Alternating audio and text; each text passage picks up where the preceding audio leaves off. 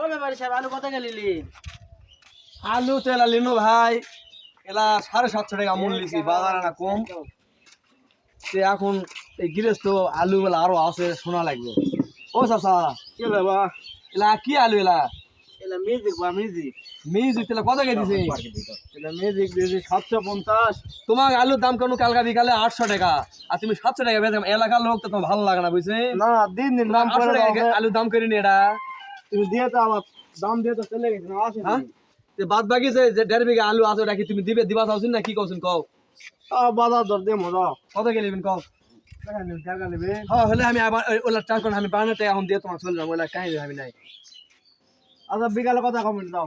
আবার বিকালে লিস্ট করবেন না কও? না দাও। কথা মনে থিও।